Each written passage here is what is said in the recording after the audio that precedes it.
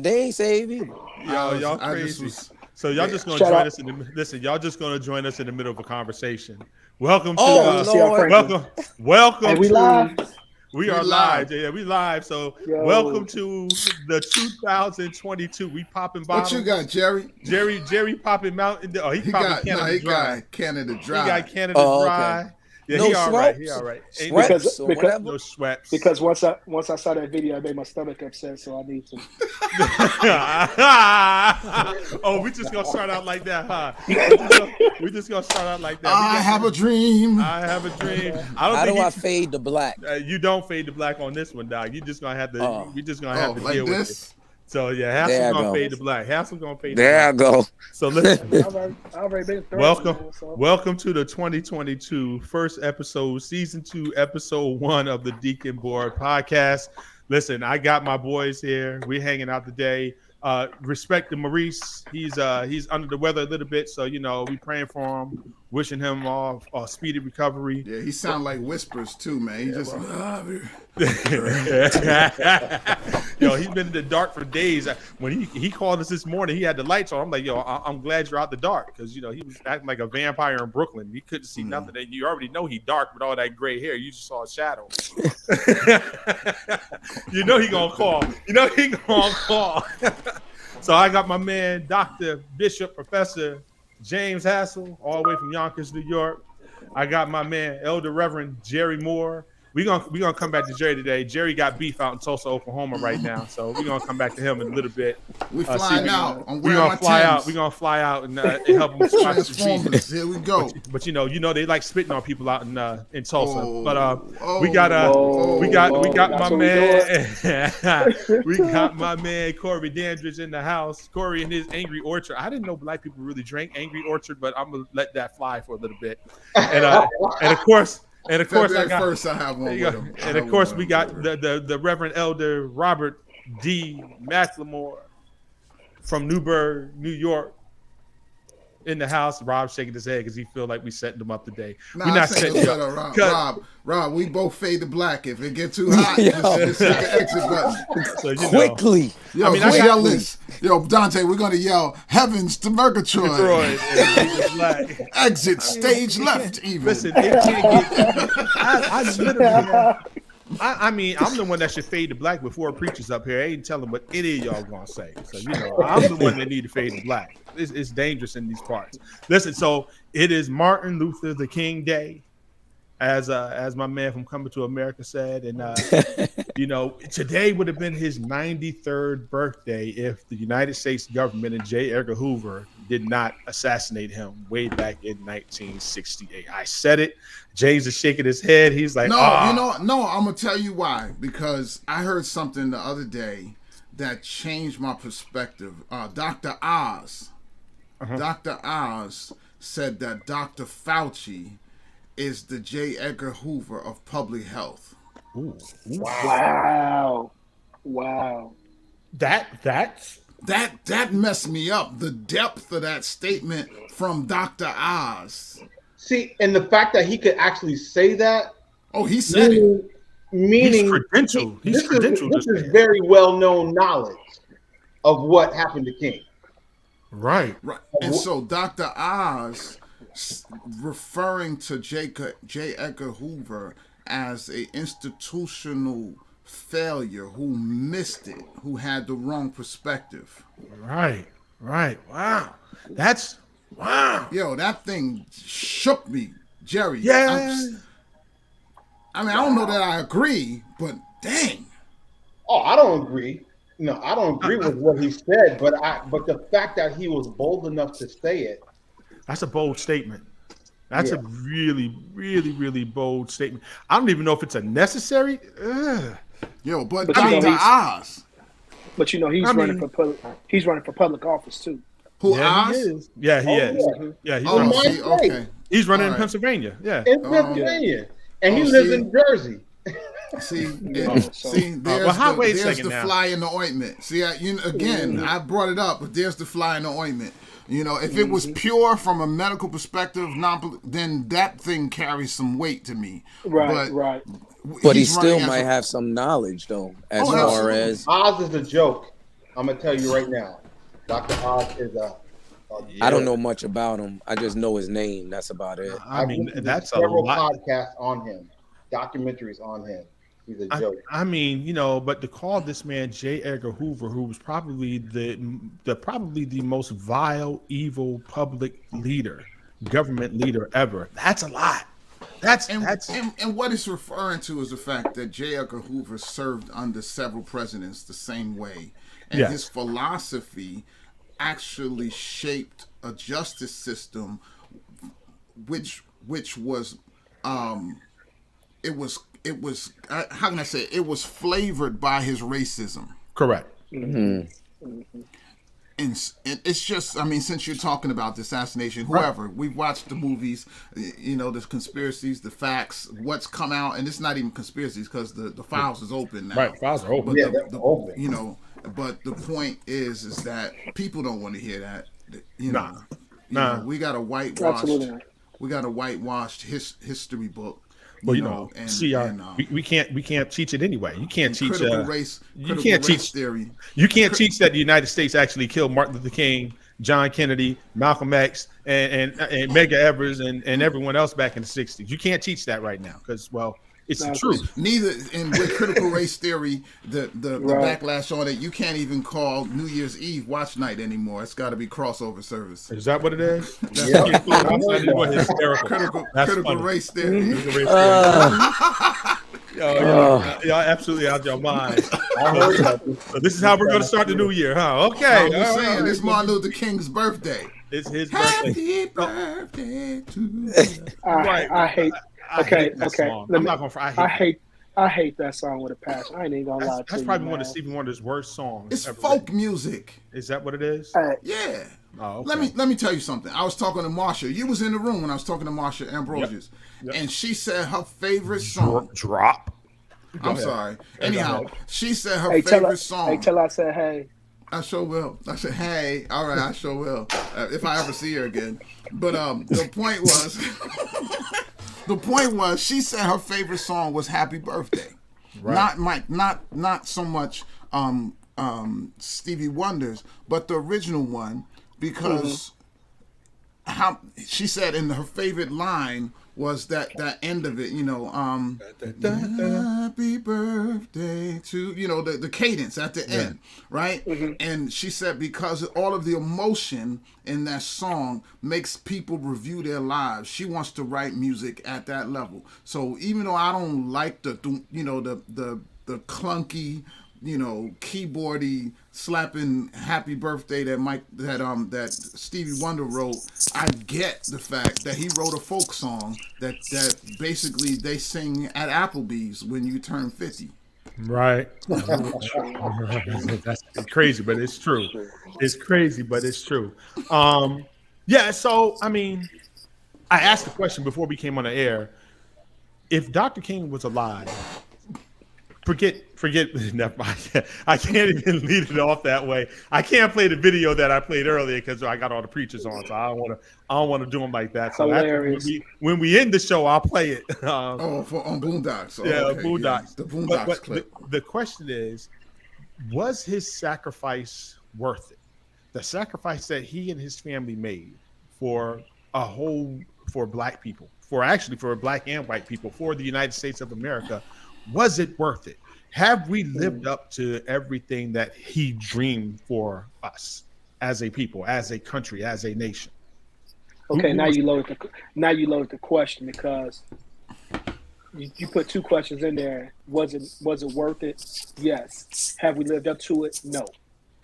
And that's the thing, because him dying for us gave us opportunities that we never had. Have we maximized on those opportunities? No, because we have allowed us to affect us. That's my opinion. And until we get out of our heads, then we can never go forth like he wants us to. But I think that we have we have made strides, but I would say no. Can I just pipe in, Jerry? I think I agree with you for the most part, but I think that the question is bad. because I'm telling you why I think the question is bad. Yeah, same to you, Doc. Hey. All right, but I'm saying this is because many times we're equating Martin Luther King to Jesus, like he died for us. No. Like there's some sort of martyr. And Saul Williams wrote that whole piece on Martin Luther King. Right. And that I think that it was the movement in the '60s had great teeth to it. And I think his death and the death of Malcolm and the others helped to kind of mobilize everybody to get a job done in late '60s. But then what happened? There was a senator in New York, Daniel Patrick Moynihan. Mm-hmm. He wrote this doctrine. I think we talked about this before about benign neglect. Right. You ever heard of it? Yep. Whereas basically it's saying, look, the law was passed, but if we don't talk about it, we don't enforce it, it goes away. Correct. And as far as the Civil Rights Bill, they're still fighting for that stuff, even now, trying to... Voting Rights Act. Yeah, the Voting Rights Acts, even now. So we know that it wasn't permanent in the 60s, and it should have been made permanent. But our country is not thinking that way. But I also think that there are many in our community who are totally unaware of the fact that those strides need to be, made and also preserved. And of course, that Boondocks video, it just kind of nailed some of the culture, but it ain't all of us. And so I don't think we all are, being shiftless, trifling, whatever he said, what Martin said in the speech. But I think there is some of that. But I think America is shiftless and trifling.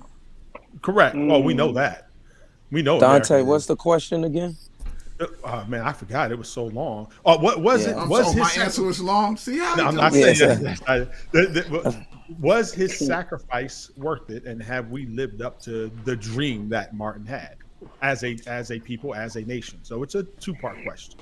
I will always say that anything that anybody does for a nation or for a community, or for just their circle, is it worth it? Absolutely.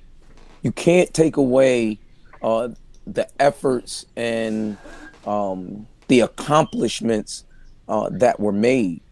And so, was it worth it? What Martin Luther King went through? Absolutely, because it transcends just his generation. Right. It goes to our generation, our children, their children. And so it started the ball rolling. But I kind of agree with the Dr. Reverend Bishop Hassel, who so eloquently spoke these things. Say James, because that's why I know. I just wanted to make sure that people know.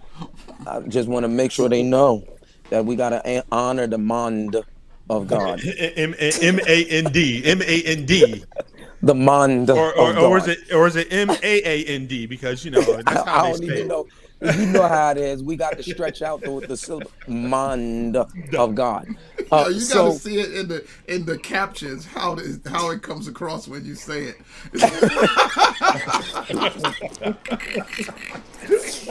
Are we living up to it? I think we got a long way to go. I think it was a different era. Right. It was a different time. Right. That Martin Luther King was in. So a lot of the stuff that they're doing now, we don't have that same mindset. The nonviolence that he took, you're not gonna have that same mindset now with this generation.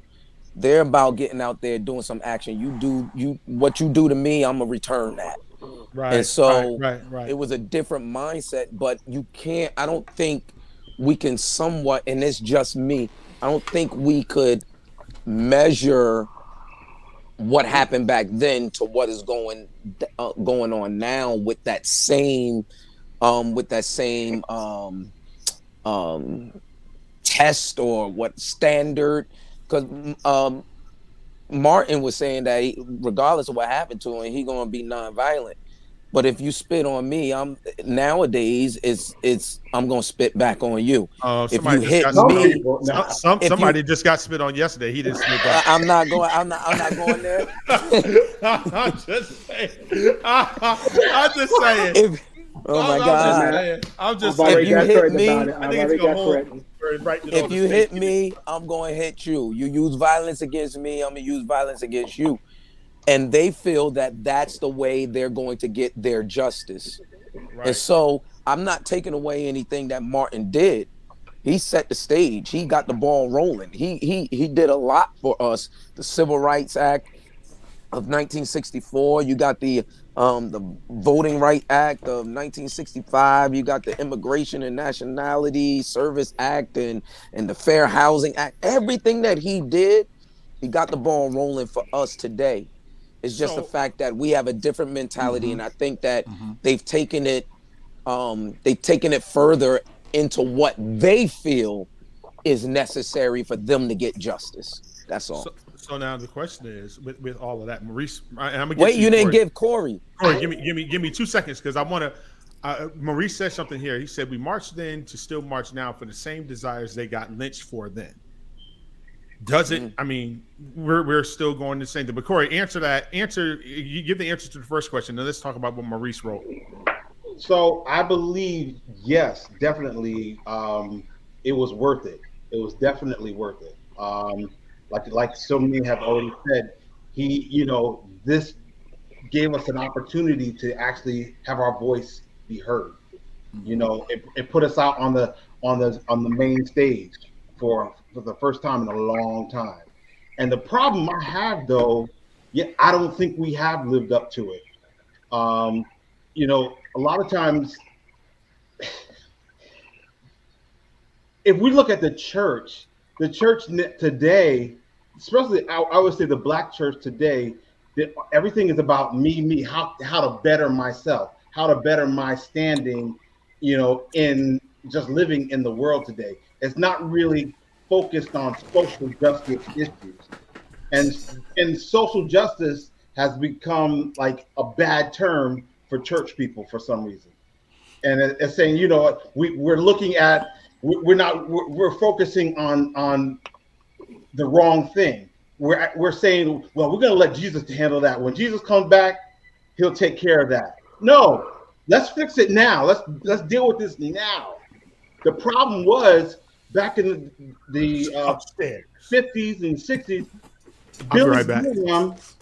Billy Graham came in. What happened?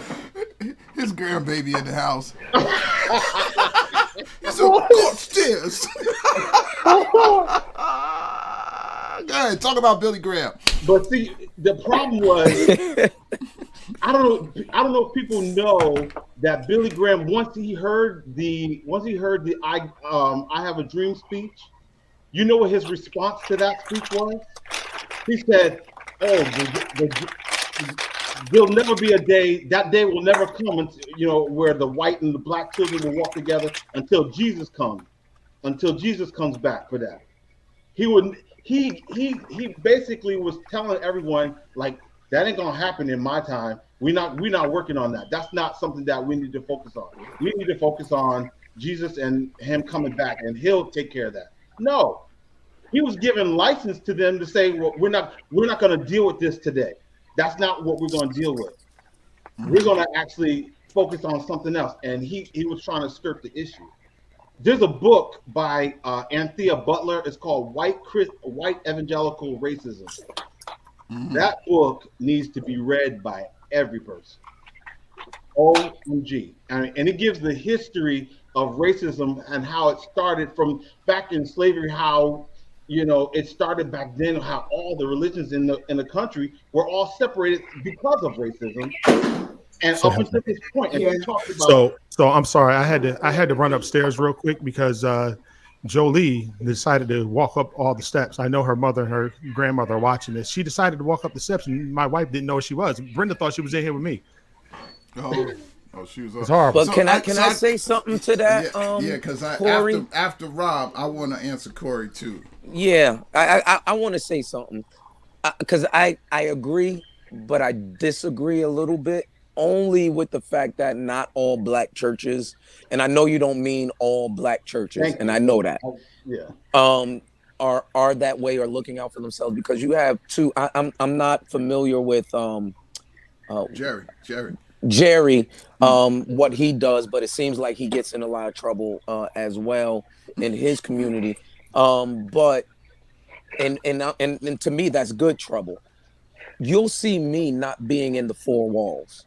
You'll see Dr. Hassel James outside the four walls as well. And so we have those, and I know we have those political ties where they call on us if something is going on, something in the community Because of that. is happening because they believe that we have a voice, they believe we have that influence. That's what they believe. And so they call on us. And so I looked at, and Dante, I'm not trying to start nothing with the family, but our grandfather, I posted some clips of what my mom, newspaper clippings of what my mom gave me as far as with Soul Saving Station. And in there, it says that for more than 45 years, he's been noted throughout the Mid Hudson Valley as a human rights and civil rights advocate, an educator, and a philosopher, and a community and spiritual leader. I find myself doing the same thing as far as being an advocate, being someone. I'm matter of fact, I haven't announced it, but I'm thinking about getting in the political arena as well.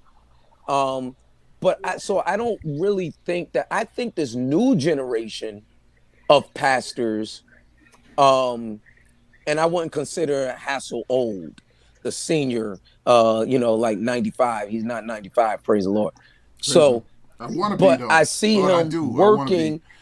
I see him working in his community. He's working in his community. I'm working in my community.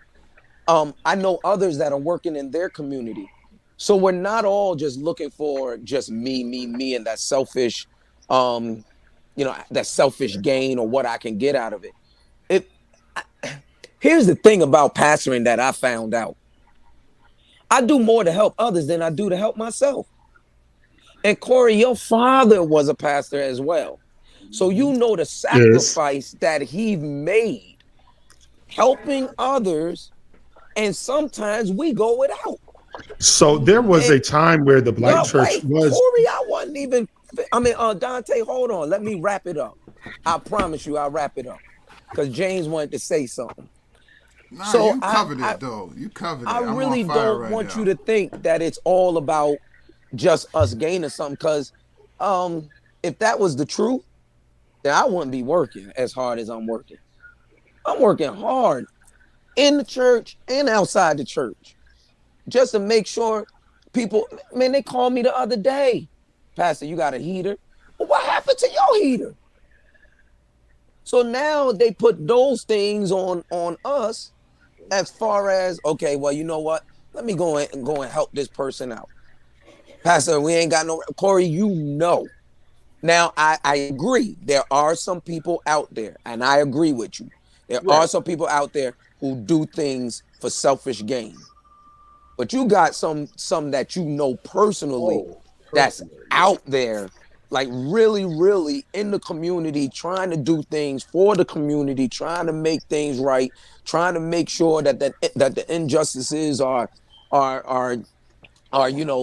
resolved Address. and different things like that. Address. And Yeah. so I don't take your statement as you're saying it as everybody, No. but it is sparking some conversation now that I believe that you do have some people that aren't going to hide in the four walls. And I'm not hiding. There's no ifs, ands, or buts about it. I'm not hiding. I'm there. So let Go me ahead, let me Dr. say this. Hassel. No, hold go on. ahead. Let me say this real quick. There was a time, it's kind of hours, but there was a time where the black church was the center of politics in the black community. Yes. And I think we have, a lot of people have, Maurice, shut up, Maurice. He messed me up because this is what he said. But a lot of black preachers have gotten away from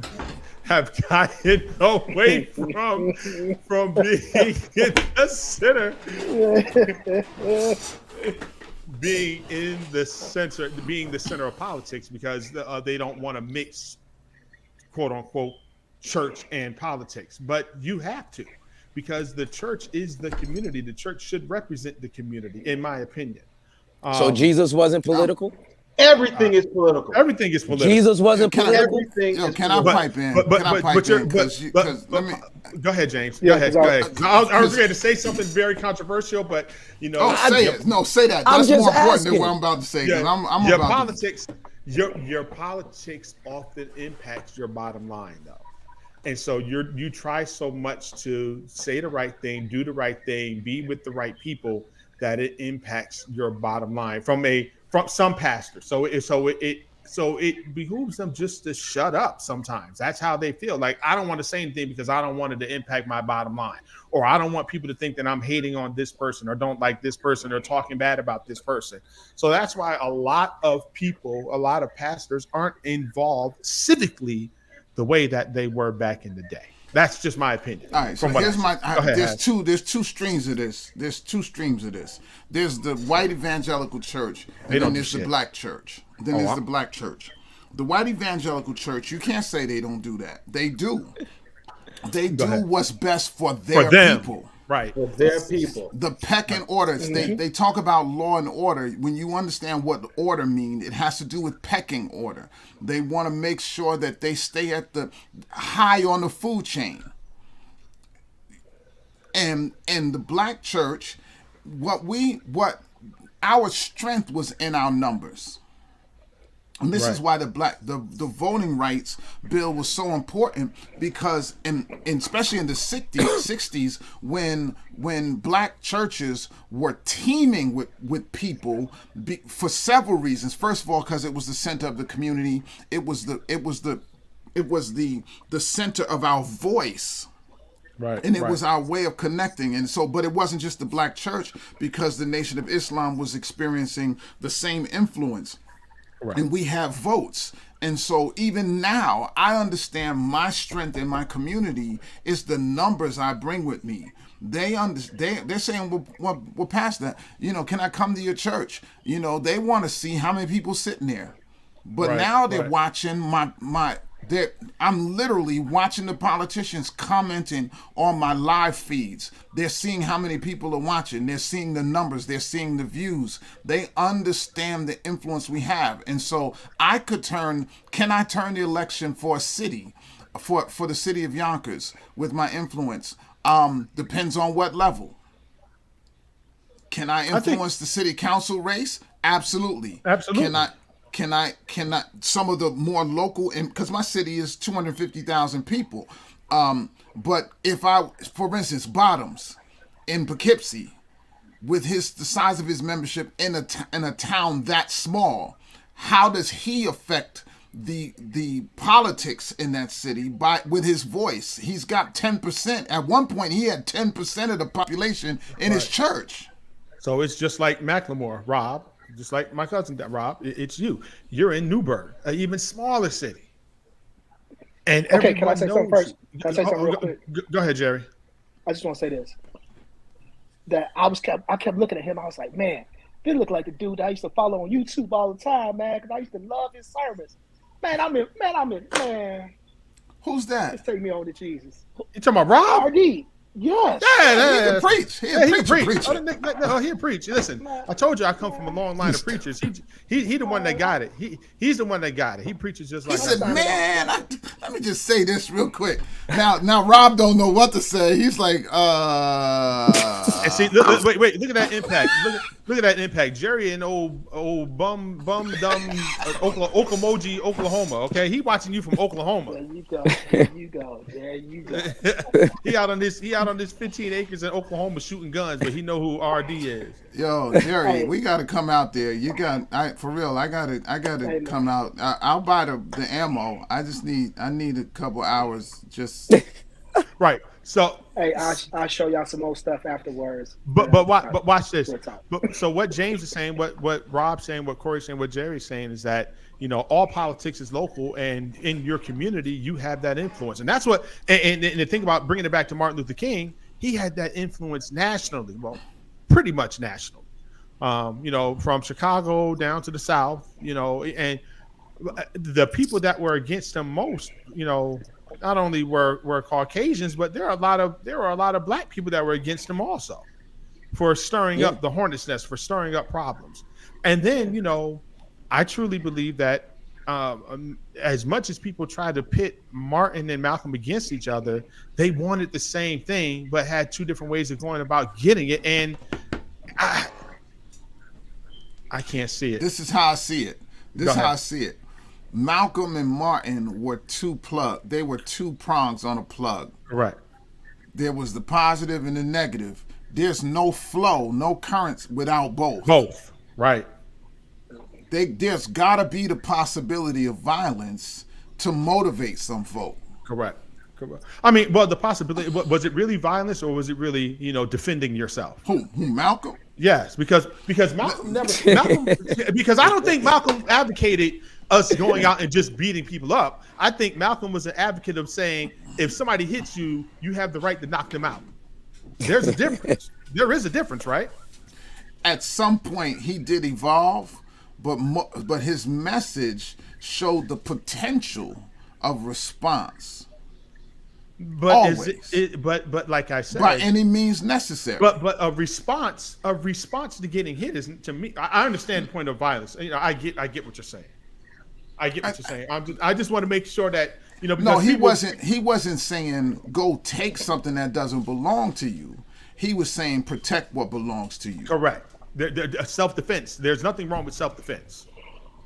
But Martin was like, no, take that billy club to the head. Yeah, that's crazy to me. We shall overcome. I don't understand that part. I'll never understand that piece. But but that's just me.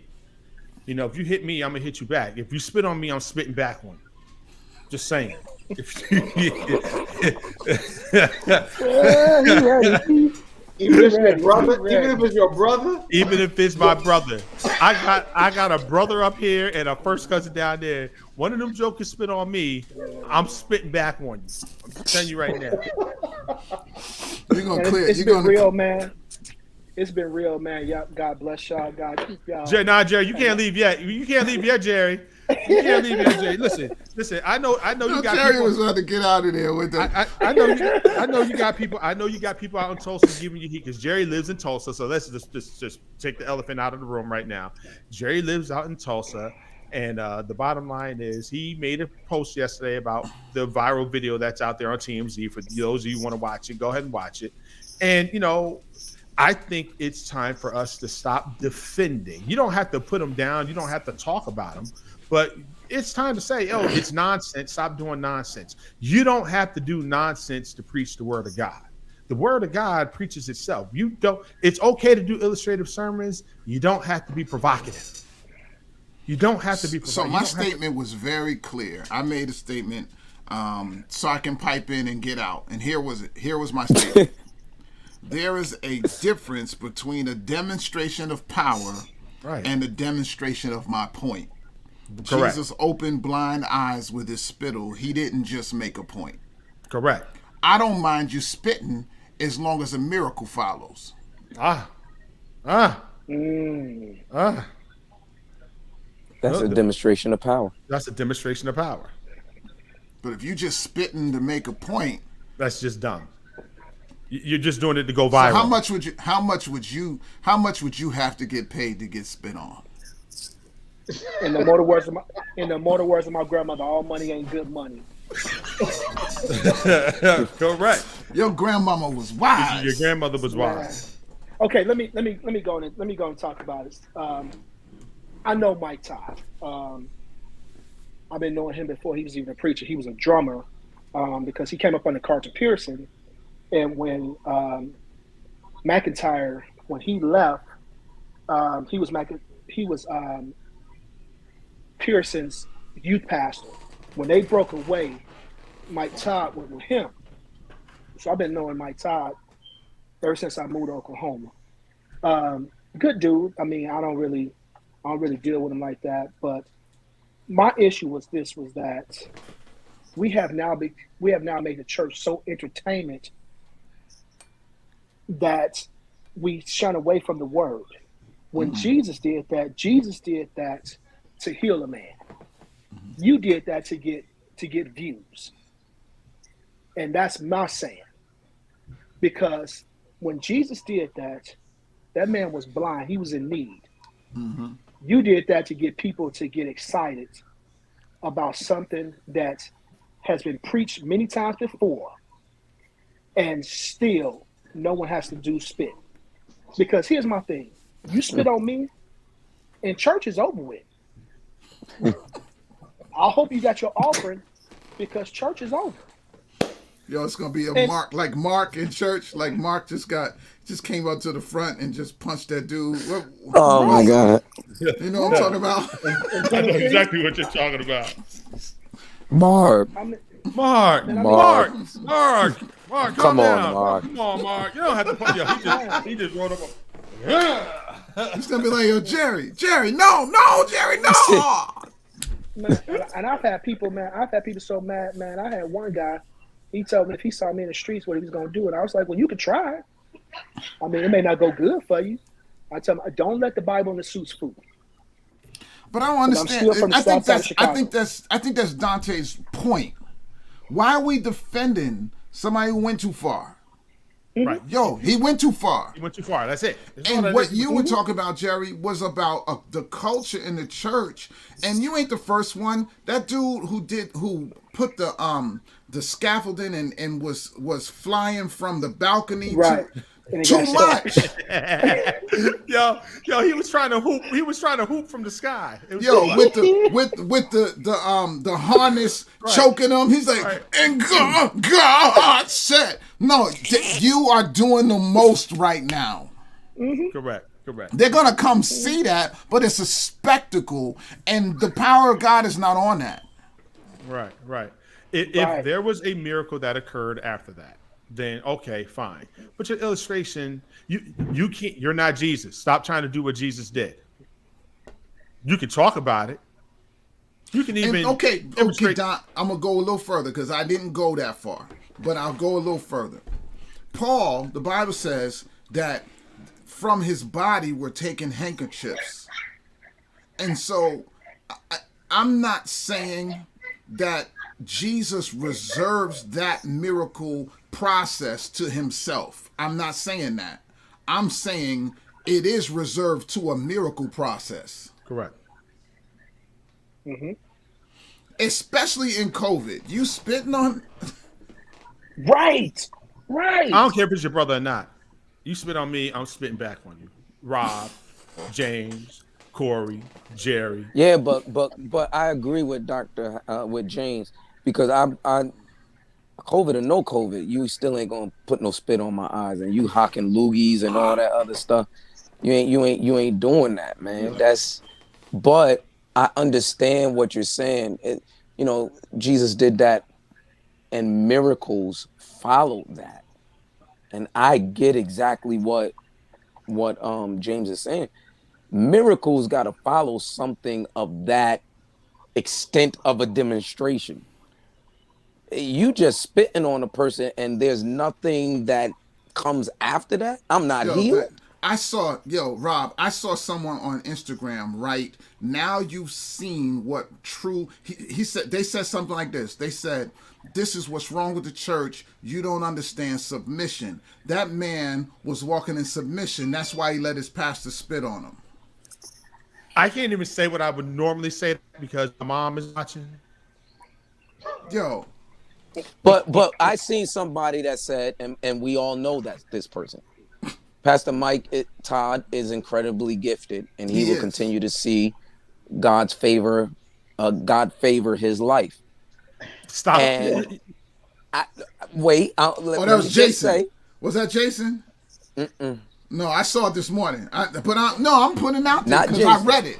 I read it though, but I know what you're saying. He's not going to cancel him. He's not going to be canceled from this. He made not over this, and I wouldn't cancel him over this. I wouldn't cancel him over this either. No. That's dumb. I think that he's going to blow up even more. Exactly. Yeah. I think people take the negative and they look at it, and then you got some who crucify, but you got some who would defend and praise and be like, okay, you know what?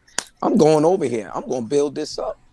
And I think he's gonna blow up. Yo, I think he's gonna blow up even more. And I don't know. If I was Olivia Pope and I was fixing this, if I was fixing this for him, this is what I would tell him to do. Come on and say, I got caught up in the moment. I apologize to my brother. I went way too far. Sorry, everybody. And move on. That's what I would do. Jerry, you say no? That's not gonna happen. Because of his ego? Is he an ego? I don't even get that. Because I don't know. I can say right now what's going to happen. Go ahead, Jerry. I'm going to tell you what's going to happen, but go ahead, Jerry. Because he has too many people that's defending him.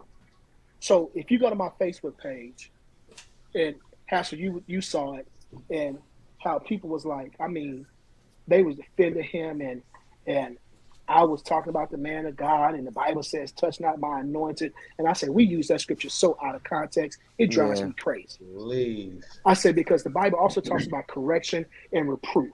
Things that's done wrong. But see, the Bible says do everything decently in order. There was no decency, no order in that. Because again, just on the natural sense, in the height of COVID, especially when Tulsa is a hot spot, when my schools are shut down, because COVID is so high, numbers are so high, we don't think about that. And then on the spiritual aspect is that what miracle followed that? Well, the only thing that's going to save him from this is his brother speaking out on it. If his brother come out and say, you know what, that was my older brother. He was doing a demonstration. I didn't like it, but you know what, it happened. And I'm cool with it. If he comes out saying it like that, this is gonna wash over. So his brother's gonna come on and say, "We slept in the same bed, and I peed on him in the middle of the night because I wet the bed." Right. So spit is nothing. I'm just saying, if that's your brother, I get it. Not gonna. It's none of that. It ain't gonna happen. None of that's going to happen. It was a viral moment. It went viral. Next, when he preaches again online, and you'll see he won't even make mention of it because that's how people get over things in this social media age. He's not gonna even make mention of it. He's benign neglect. It's benign neglect. It's what we talked about earlier. He's going to move on from it, and he's going to be fine. Listen, there's no doubt. First of all, he shouldn't be canceled. He's going to be fine. It's going to be with us, and he shouldn't be canceled for this. It's something that he did in his church that went viral. It right, is and we have the right to talk about it. That's the point. We definitely have. I'm not saying to take his card. I ain't right. telling you to take his church. I'm saying, you went too far, dude. Hey, guess what? If you want to be a viral sensation, everything you do is viral and it's over the top, and you post everything you do, people are going to comment on it. So you have to be able to take the good with the bad. And if you can't do that, then get your behind off of social media. Stop posting everything. Good press. And it's not him complaining. It's the comment section. It's the peanut gallery. Right. I mean, I had people, man. I had a guy. I almost said another word, but this dude don't even go to church, and he want to chastise me, talking about, that's wrong because the Bible talks about that you should be praying for him. I say, yes, the Bible does. I say, but you got to use the scripture correctly. I say, because the Bible also tells us this is that it's for correction, reproof. I say, and when those means that when you see your brother doing something wrong, if I'm his brother, if I call myself a believer, I got to say something. That's not judging. That's just saying, that's just telling that's wrong. That's just like if Pastor CB doing something, as my brother, he's supposed to come in and say, hey, bro, that's not right. But see, we can't do that no more because everybody's sensitive and they get easily offended. When I got people in my inbox, man, if I showed y'all my inbox, people was like, man, I can't believe that you said that and here you are supposed to be this. And I was like, why can't I? I say, because here's the thing. I say, Mike Todd and them, I say, Transformation, they have a great media team. I know a couple of people that work on his media team. They post clips like this all the time to get those likes up. I said, and this ain't the first time it's gonna happen. The first time he did it was in 2018. Right. Correct. So see, people don't say that. I This don't ain't the know first nothing time he about did it. What happened? Yeah, well, he did the same. He did similar illustration. Wait, He hold on. spits in his hand Let and me be petty. What he say? What he do? Yeah, he did. But it he was the does same type of thing. illustration. It was Yeah, the same well, type he of spits in his illustrative hand style. and he wiped it. He wiped it on the. He wiped it on his. Wasn't there one where he I think he wiped some on himself one day. It's not. It's not. Yeah, spit. Wait, so Yes. he's done this before? Yes. See, I don't know nothing about him. Yo, I only listen, know Mike. that clip. I never listen. heard his sermons. I don't know nothing about this guy. Okay, let me tell you about Mike Todd. So when Mike Todd's pastor, Dante's his like, name- yeah, because he know I know. allegedly. So Oh, Well, I ain't trying to start nothing. I'm just saying. I no, don't it's- know. Nah, he ain't starting it's nothing. I'm nothing messing like with that. Jerry. It's nothing like that. I'm It's- messing with Jerry. So when Gary McIntosh started Greenwood Cultural Center, that was the name of Transformation before they transferred over to Transformation. It was Greenwood Cultural Center. Gary McIntosh was a white pastor. He was a white bishop, but his church was in the heart of North Tulsa and was doing good. Mike Todd was the youth minister over there at the time. Mike Todd used to do a youth service that afternoon, Sunday evening, and it started getting bigger and bigger to the point to where he was bringing in more people during that time doing regular church. When McIntosh decided to retire, now he had some assistant pastors over there, but he made Todd pastor, which caused a little rift, but people was like, it is what it is. So now when he started doing this, I mean, people say favor, he's doing other things. I mean, what I will say is that he has great connections because he started doing just like he gives a lot of money away, and people was talking about that. And so when he started his church, it was really off of the hype, getting people excited, getting people this and that. And it's more of just like he has faith walk and this and but it's like, to me, if you watering down the word to make yourself popular, I have an issue with that. Because one thing that you should never have to do is you should never have to compromise, or you should never have to water down the word. The word's going to stand on its own. And so he does a whole lot of stuff. Just like one Sunday, he talked about Peter walking on water. And when he gets up there, he has his whole stage just full of water. And was Just going put a through and just statement kicking out. stuff around. He had a boat, didn't he? He had a boat. Yeah. I remember that one. Yeah. And then he got water everywhere and all this. Rob, you would do it. You would do this one. You would do this one. If you could pull it off, you would. You'd have a boat on your stage, and you would hoop from starboard.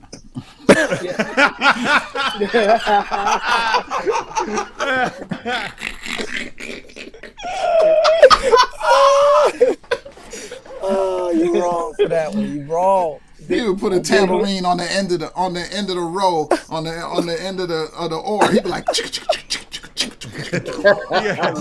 RJ. RJ on the organ backing him up. Then he had another sermon. It was called F You. Is he on now? Oh, he's 15 on now. minutes ago, he just posted a statement. And what did he say? He's saying, I never meant to distract others from God's word and the message of Jesus, even with illustrations.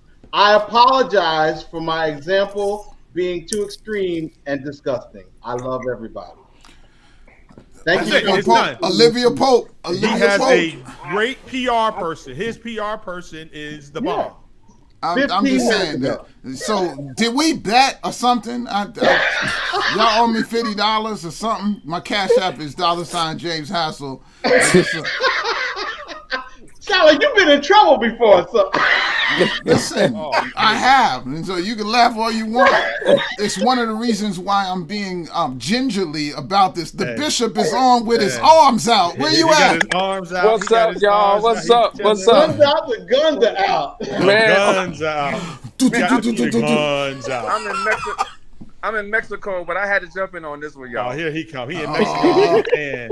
He in Mexico getting a Man. tan, huh? Man, I feel sorry for you guys. I just missed the snowstorm. It's about 77 degrees right now.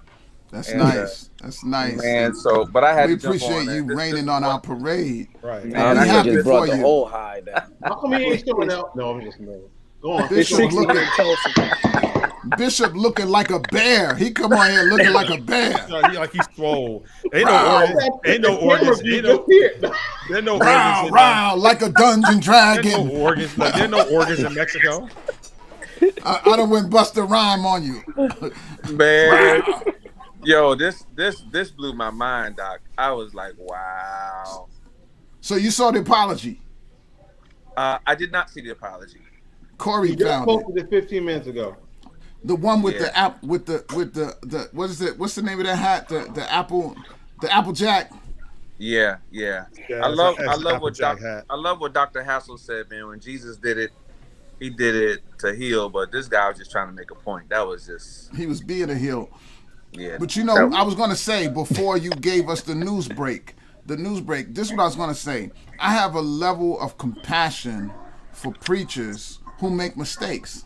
That's Right. Well, yeah. we should all have that anyway. Because I'm a preacher who made mistakes. And even in my rhetoric, even in my presentation, you know, I don't know if I've cussed or something like that in a sermon, but I know pastors who do it on purpose. Yeah. And No. it makes them very popular. Yo, remember that time Macon cursed in the middle of I'm saying, but like Johnny Youngblood, like I heard that he does it.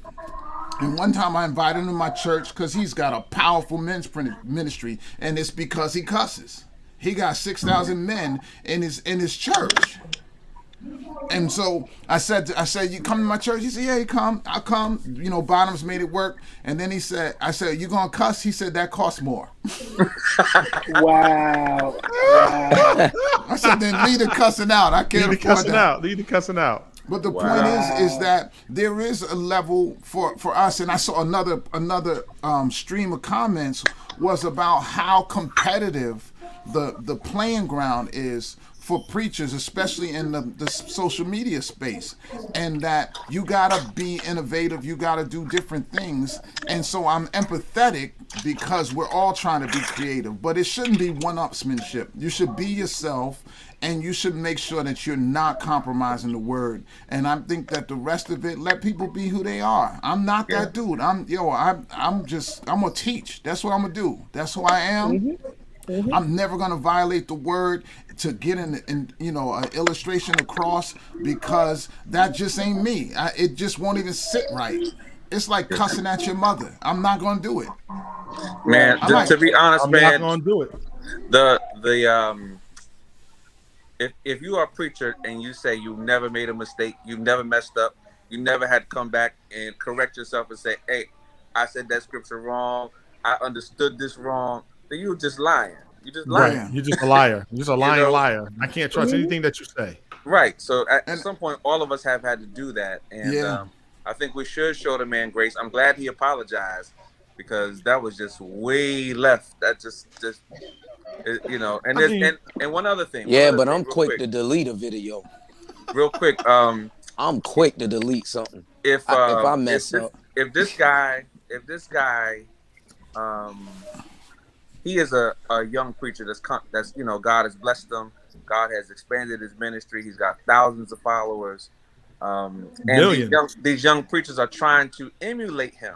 Right. And that's the danger right there, is that he is a template. He's an influencer. Yeah, He's a template. He's a template and an influencer. Yes. Yeah. So he's got to be so careful, because one little thing he says could either take him, catapult him or bring him down. Let me say this. He's already catapulted. Let me put it this way. He's already catapulted. He has a great situation going on out there in Tulsa, Oklahoma.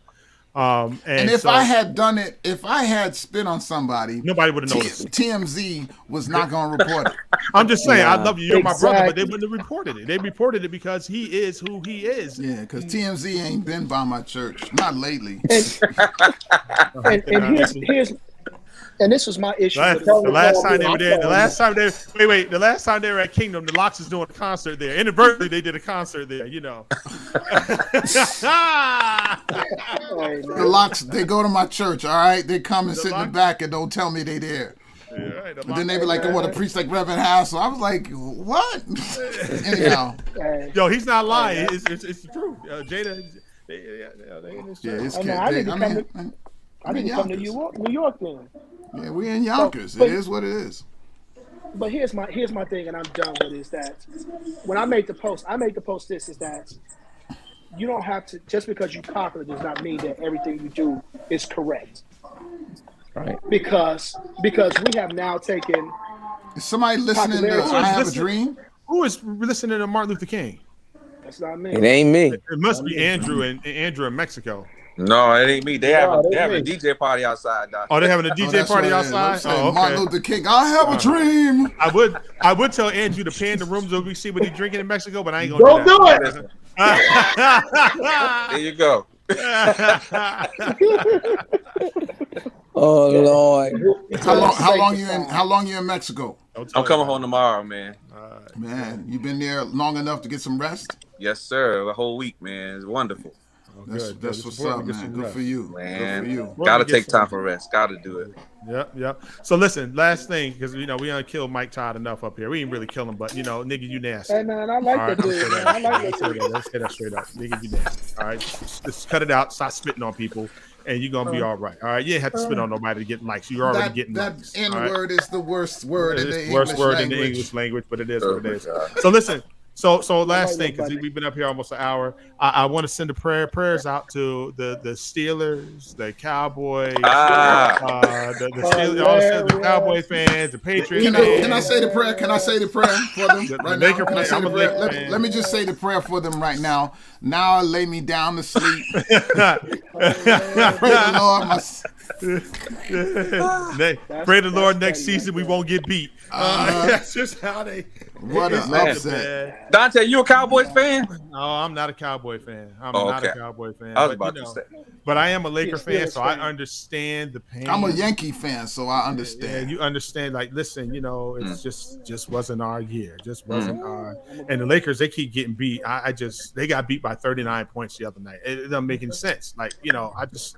Hey. But somebody did say Did you funny line though. Somebody actually put up there that that Dak Prescott and Russell Westbrook need to get preyed on by Mike Todd. He need to lay hands on them. Wow. It wouldn't be so bad with the Cowboys fans if they weren't so arrogant, man. When they Yo. Right, that's it right there. Yeah. I just got So- joy out of seeing them cry yesterday. It really, Bruh, I'm serious. It brought me joy.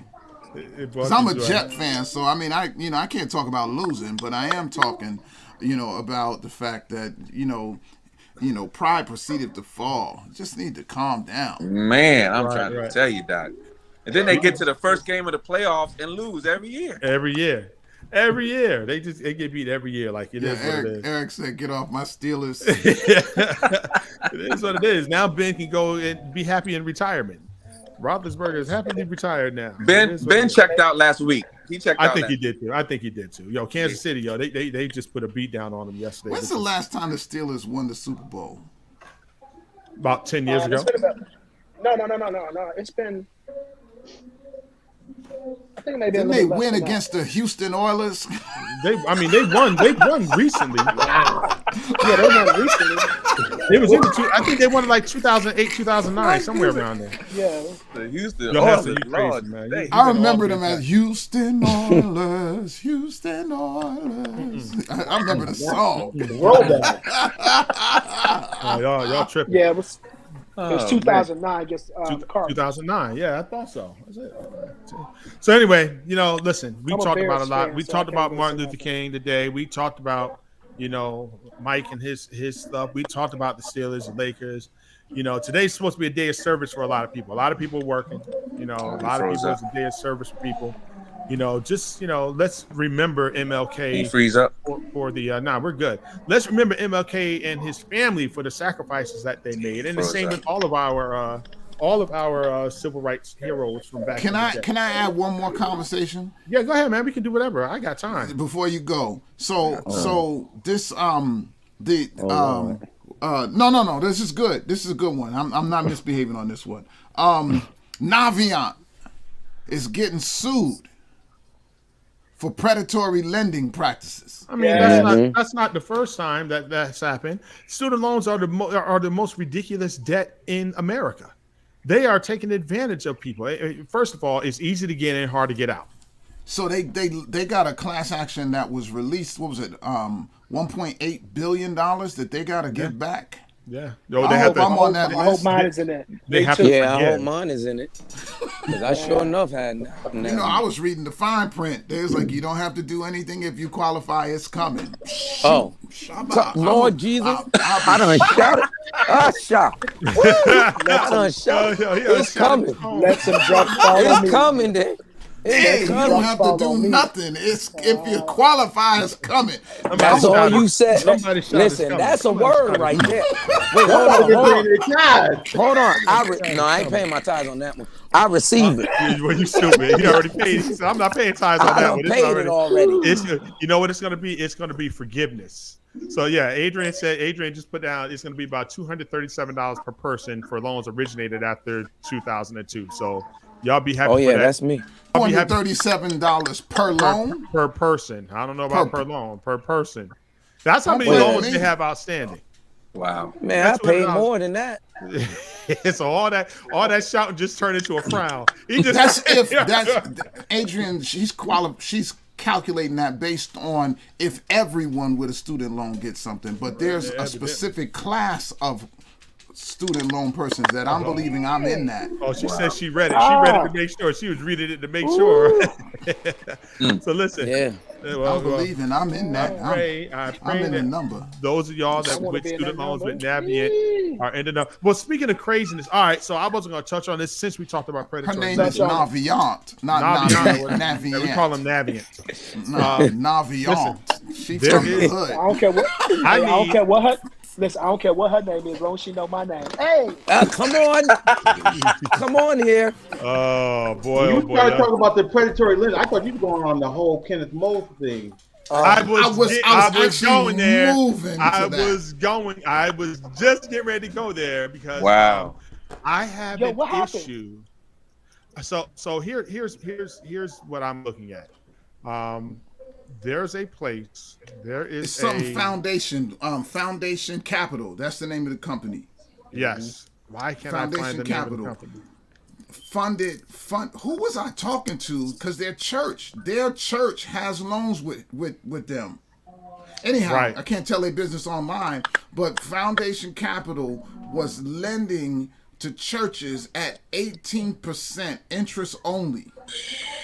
I'm going to say this online right now. Wow. I am a credit risk expert.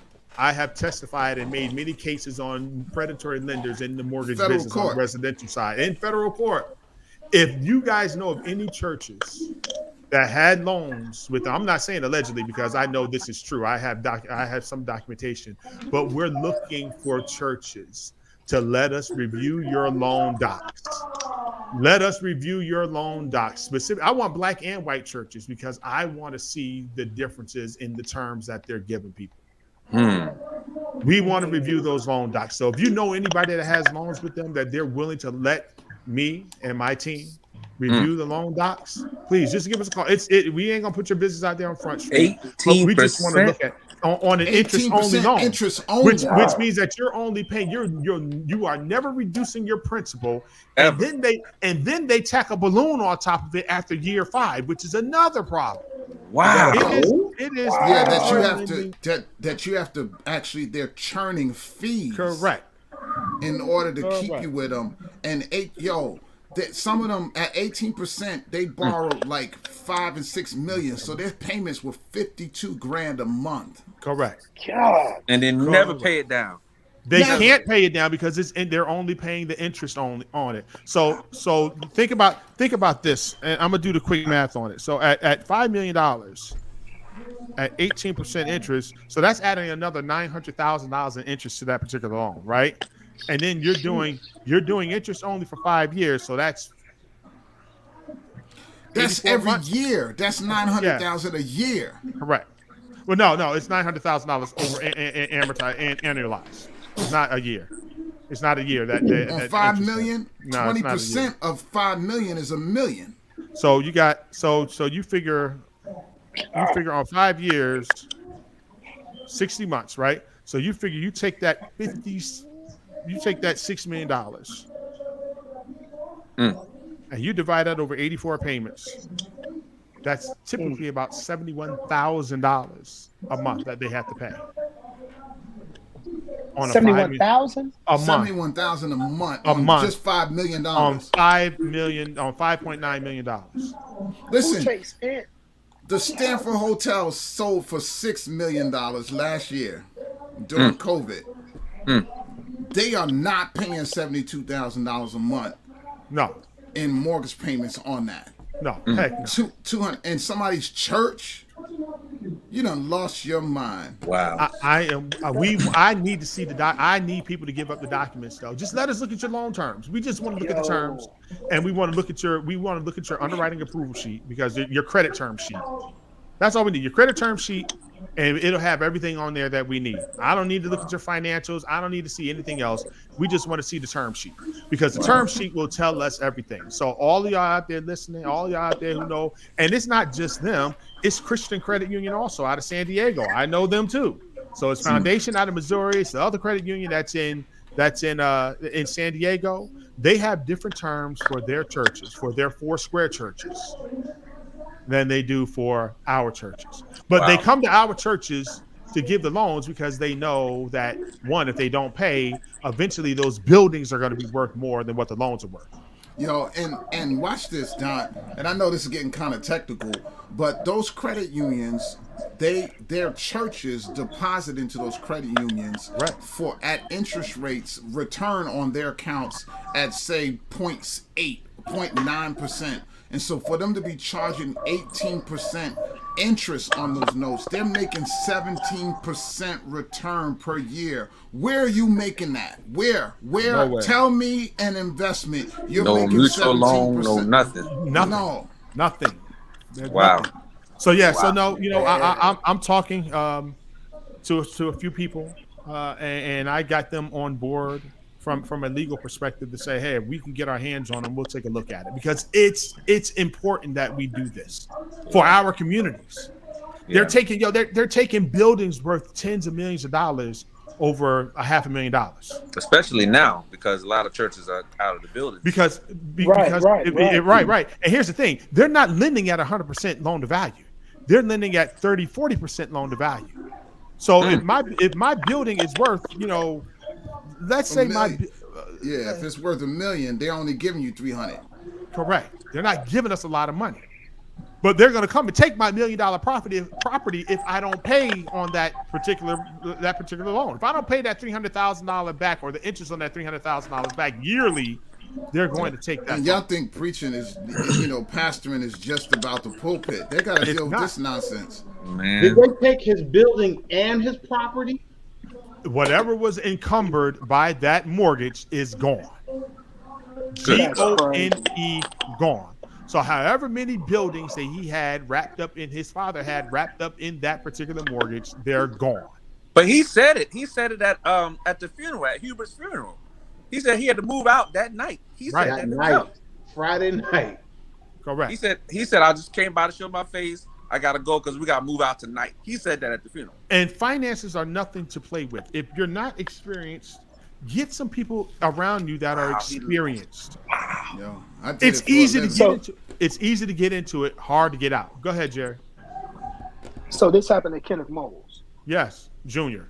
Lost his building. Senior too. I mean, it happened with under senior. Senior signed the notes. Correct. Moles inherited it. Correct. Wow. This is why people don't want to take old churches. I don't want to take that debt. Wow. Correct. Yo, and I commend, and I'm gonna say this out loud, and some people are like, New Birth had $30 million worth of debt on it when Jamal took it over. I was going They to had lost. say it. Yep. They lost the church here to the same credit union, to the credit union, the ECC credit union here. They're out of San Diego. Oh, And they had- ECCU. Yes.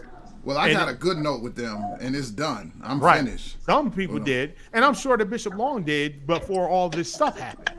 But they had $30 million worth of debt that he had to pay down. And he went in there and pretty much turned that around, and then Corona hit. And I don't know what their finances are, but from what I understand, he's reduced their debt by almost $10 to $15 million in 3.5 years. He's figured out how to do it. Because he He's had saying they should be out of debt within the next 2 years. because he has people around him working it. But why are you not paying his own debt? Can I say that? We don't know that. I'm not messing with you, nigga. All right, Andrew, I'm not messing Okay, with I'm you. sorry. Hey, man, I'm sorry. Y'all gonna I'm leave not my messing with fraternity brother I'm alone. sorry. Leave my I'm not fraternity messing with brother you, alone. Andrew. I'm not messing with you, Andrew. Leave my fraternity brother alone, man. Listen, Tell I'm Andrew, just- tell Andrew to all be right. quiet. Tell him to Forgive be me, quiet. Lord. Say, be quiet. Be he's doing quiet. the Well, Lord's- there is a he's difference doing the between Lord's my work finances and the church's finances. You know there's a difference. It is. There is a difference. Okay, y'all forgive me. We say, And first of all, the contract is only as powerful as the force to enforce it. First you of know. all, that's Preach, all. Reverend. It's all allegedly. Doggone it! All right, all allegedly. Bernard's in here now. Yeah, Bernard Richardson's in here now talking about. Yeah, I'm not even putting that up. I'm not even putting that up. Yeah, I'm not messing with him. I'm not messing with him. That's why I put allegedly down there. I'm not messing with him. It's you, my daddy. Is you like that? I'm the pappy. I'm the pappy. I's the pappy. Y'all crazy. Y'all But listen, real talk on this church debt issue. If you have a mortgage that's crazy, that's predatory, get at me. I don't need to know all your business, what you're doing, what you're not. No, that was absolutely funny, Bernard. Bishop is I funny. would put it up there, but I don't want to cause no other problem. But I don't want to get shadow banned by Facebook. Allegedly. I don't want to get shadow banned. But if you know anyone that is in any church that's in a predatory mortgage, let us see the term sheet, and we'll let you know if it's predatory or not. Yeah. It ain't gonna take but 10, 15 minutes at the most, because the numbers don't lie. The numbers don't lie. There's no way in the world that any church should be paying $52,000 a month on any note. Don't Dante sound like the two white guys on Mo Better Blues? Here we go. It's your friends. It's your friends. Y'all The crazy. numbers don't lie. I'm just telling you. The numbers, Yeah, one plus numbers one is lie. two. The numbers Every time. lie. 2 plus 2 is 4. 4 plus 4 is 8. The numbers don't lie. It's always the same. I'm telling you. He taking us back to the MLK conversation. Somebody just wrote in here, as a people we haven't done much. He's probably turning over in his grave talking about MLK. I mean, Oh wow. Well, Andrew, can you answer that question or give some light into that question? the MLK question. What have we done? Have we lived up to his dream? Do you No. think the sacrifice was worth it for him? You say no. Go ahead. I think Dr. King is becoming like probably one of my greatest heroes, man. Every year I live, because the man was so prophetic. The man he was placed here to bring light and bring information to what was going on in the world. And I think the people who colonized this country and everything, they understood the power. Colonizers. They understood the power this man had. Right. But if we could get, every time I travel to Africa, this is where I see this in action. I see the people in Africa fighting each other. Don't hate Dante. They fight each other.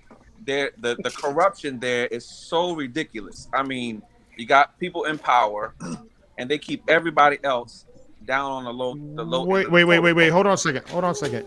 That sounds like you're talking about America. But go ahead. Keep going. Don't it sound like America? So It does. That same. If we could ever just stop fighting each other, man, we could maybe get to this dream that he had. But we're so busy fighting each other. So to answer the question, the short answer is I don't think we've realized his dream. But I think we can. We just gotta stop fighting each other. Yep. Okay. All right. Well, it is what it is. I don't know if he's rolling over in his grave because ain't nothing there. Oh, I'm sorry. You need muscles to do that. You need muscles. Have y'all listened to the MLK tapes? I haven't seen them yet. I hear it's on Apple TV. I was going to watch it. I was actually going to get it and watch it. It's great. It's Really? great. Corey watched it twice. He watched it at his church. So wait. So speaking of watching stuff at your church. So what was the outcome of your conversation that you had yesterday, Corey? Talking about white nationalism and the church. Since we're here. Well, it really was. It was great. I think it was well received. They took it and said, wow, we never. Because I said, we really need to be able to have some kind of introspection. People, especially white people that are dealing in black spaces and trying to work along with black people, white people that are open to being, to working with black people and trying to understand black people. They need to take some self evaluation and if there's any racist attitudes or racist things that are still left in them, that in order for them to kind of overcome and deal with black people. And number one, also they need to be able to listen and hear what we're some of our cries, some of our cares, what we want, what we want done in our lives now. If you want us to be in your spaces, you gotta open up your ears. You can't just say, oh well, I'm glad they're there, and he can play for me, but he can't be on my team. He can't really be involved. And I think I said you definitely have to open that up and knock that down. What happened? I don't know what y'all talking about. I want to throw one more thing in there too. What you're saying, Corey. Black people can't be racist. Not by definition, we can't be, because in order to be a racist, you gotta have control of a system in order to oppress others. What system do we have control over to oppress anybody? I can't hear nobody. There's nothing to be said. You heard the crickets, because I don't think We we're control the black church. Do we? And do we? Do we? Do we really control the black control church? the black Do we church? really? Do we really control the Because a lot of listen what I'm saying.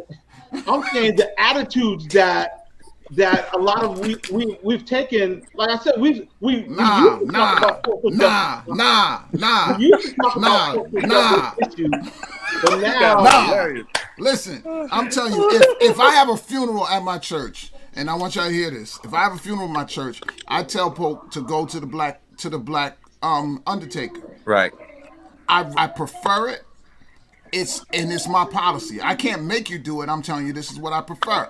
However, if a white undertaker comes into my church, I make sure they know I'm in charge. Mm-hmm. Yeah, me too. Me too. Yep. But Corey, what are you talking about? What happened? I'm talking. How do they control the black church? Listen, we were talking. I believe that's all we got. It's all we got. With in the barbershop. barbershop. Of how has white Those are two systems. evangelical racism affected communities of color? Okay. So I had a conversation with my pastor about it, and we were talking about it, and your pastor is white. Yeah. Yeah. Okay. And here's another unpopular opinion. You knew that already. Black people can't fix racism. You- White you- people- wait I a just second. want to. Wait a I just second. want to Wait hear a it. second. I don't Hold know on a what second. is Hold it. on. Hold on a daggone second. Hold on a daggone second. He said, what was that? What he said? Don't go black, nah, Rob. You can't drop the bomb and then hide the space. You knew. That's why I say, Corey, you that ain't saying Corey that is- the white people they control the black church. That I'm I'm not not gonna saying let that that. fly. But why do we as black people go to the white church? Oh. That's another conversation. What did he say? That's another conversation. Now may the y'all. Lord. Now may the Lord. Wash Yo, us clean. listen. Yo, Corey stuck. Come on, Corey boy. said, No, I mean, what did he say? I'm going. He said, No, you why ain't do going. we, Come on as back. blacks, go to the white church? That's what he said. Why do we have to make a decision? Why do we have to be at a black church? So then I don't why are we understand putting it's the same thing. Why are you having those conversations with your white pastor? Because we need, if you're gonna stop racism, you have to be in the system to work the system. Because I'm If just you're not saying, gonna, well, if you're well not then gonna why put are we yourself in leaving the the system system? and Why work are the we? system from Why within, it's just you a can't. question. No, It's just a question. I'm I'm answering just your asking, question. why do black people leave to go to white churches, but yet we diss the black pastor who's always there for y'all? Supposedly, Oh, I'm we're not always dissing the there, black we're church. I'm always not in the dissing the black community, pastor. but yet we run out and go to the white pastor and then try to put our beliefs on the white pastor who ain't even really going, well, whatever. I don't want to lose no engagements, but I'm just saying. I'm saying, but black people are quick. Black people are quick to go to white churches and then say, oh, they offer more. What happened to the black people I going to never the said that. black churches and actually giving them something, giving the gifts, doing the things. If we're making them look good, what happened to us making the black pastor and the black church look good? I don't understand. I'm Bishop lost with Richardson, all that. answer your question. Archbishop J. Bernard Richardson, answer your question. He says they go because the white ice is colder, the white sugar is sweeter, the Ooh. white salt is saltier. Ooh. Okay. Well, all Well, right. that could be for some people. So what made you make the decision? What made me No, because I'm not. And Corey, I'm not trying to dish you at all. You know I love you. But what made you go to the white church and then have that conversation? You know what I'm saying? Because Right, that's a I hard know you conversation. grew up That at should be Faith a Temple. hard. That should be a. That had to be that's a hard whole nother conversation conversation. to have. But well, go ahead. But no, Corey, I'm thinking to myself that had to be a hard conversation or a hard topic for you to even bring up with your pastor, because I'm going to assume that you're maybe one of 5 or 6 faces there in your congregation that are black versus a majority white church. So, you know, how did that come about? How did that conversation even happen? What made them be Because open to that he's conversation? one of a few pastors that are actually trying to address the situation that most pastors will not ever touch. White pastors will never touch. So let me ask a question, right? Yeah, And there's no benefit to them touching it. Right. There's no benefit for them to touch it. But the other piece is, you know, they want us to come to their churches, right? They can play the drums, they can sing on the worship team and give them sort of our flavor. But are they on the trustee board? Are they counting the money? Are they on the administrative team? Things of that nature. Because I can actually say that in the community that I am in, Yeah. they are. We are. That's dope. That's So dope. I can that, and that's the reason why I even said yesterday. I said I refuse to be a part of any other any kind of congregation that does not address racism, social issues of the day. I refuse to be a part of that. I was a part of that, but I'm not anymore, and I will never be a part of anything like that. And I don't think we should be separate. I don't think we should have to be separate. So Let me and just I say understand this. it's just the fact that wait, no, we need to be wait, hold separate on, no, because cuz I need some seasoning on my music. wait, Y'all, I'm gonna tune but back I just in. wanted to say, Bishop, hold on for a second, because I know. See, y'all think I'm trying to attack, but I'm not. Nah, we know you're not what I'm attacking. really trying to say is because it's a thought in my mind. What makes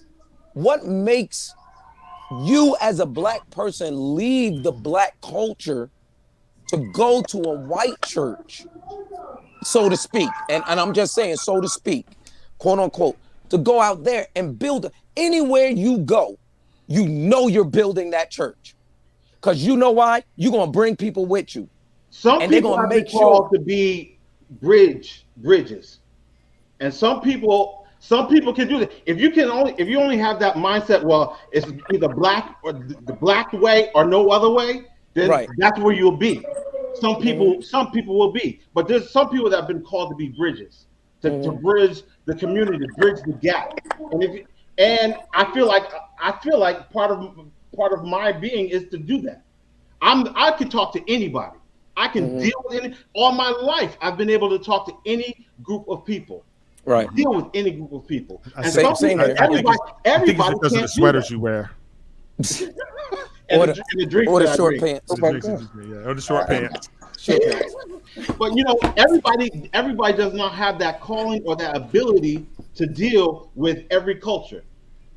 Because some people Right. are so minded, so just well, it's gotta be everything black. No, I don't want anything. I don't want to deal with anything else. Some people have to. You have to have that ability to deal with both. To And, do and that. and you know what? Whatever decision that people make, I'm always trying to figure out like why do we make those decisions, but at the same time, I don't want to hear like, okay, well, the black church ain't doing this. And that's what they always equate that to is that the black church, oh, we don't have children's church. You don't have, them fancy fog machines and lights and all that other stuff. And I'd rather go over here because we have a cafe. I Like can I drink got 'em. while I'm in church and all this other stuff. And so they start equating that to that. And it makes you think as a pastor, you're sitting there like, oh, is that what that's how I'm gonna get you. That's how I'm gonna attract you. That's how you're gonna stay in the church. And so, and I'm not trying to. My thing is that what attracted, because I know you, so it was more of what attracted you to that ministry. And I don't even know what ministry. I don't know your past. I don't know nothing. And I'm not against white churches, Spanish churches, black churches, Haitian churches, or anything like that. But I'm trying to figure out how did we lose our people. You know what I mean? How did we lose a our lot people of it is and where did they go? Well, I think a lot of it comes from Or why did they go? couple of things. There are some people that go to churches within their proximity. I can, I live in Charlotte, but I live at least, for me to get to the nearest black church. Well, no, I shouldn't say that's true. To get to the nearest black church that I would attend, I'm just saying it's at least a 40-minute drive. Easily. But why is that? Like, I mean, not because of where you live. I'm just saying it is because of where I live. Because right around we the have corner, preferences. The right point around is that we have right worship preferences. right. Because Would you say, I'm gonna Corey? be honest with you. Wait, I want to hear Corey's question. I literally live around the corner from one of the hottest churches in the country, according to some people. Matter of fact, he has 3 campuses around the corner from me. Elevation, Steve Furtick. Everybody love Elevation. His main campus is right up the street from me, and then he has two other satellite campuses less than 3 miles from here. For some reason, which but it's a matter of your preference, where you want to go, what you want to do. I don't want to have to drive 2 hours on a Sunday after commuting downstairs to my office to go to church. That's the honest truth. A lot of people leave black churches because black churches are typically in the community that they no longer live in.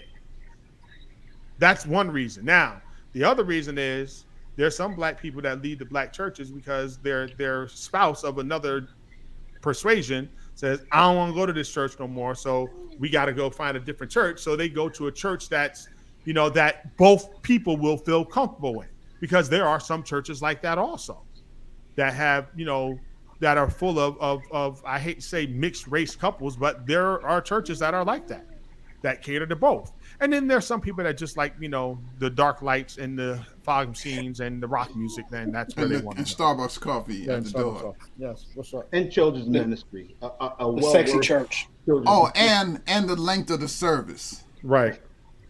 And the over emotional approach of the black church. Oh my God. True. Oh my God. And I'm not knocking it. So don't think that I'm knocking anything.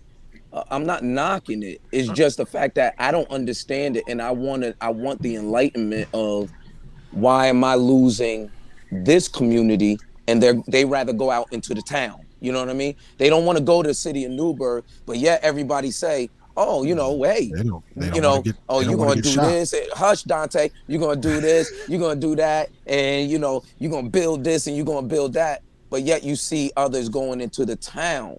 And then they'll be like, oh, they'll offer this. They offering that and they offering that. And so even if I did everything that they're doing, would it keep the people in there? You know what I mean? So would it bring that element? Because you don't ever want to lose, since we're multicultural, you don't ever want to lose your own people, though.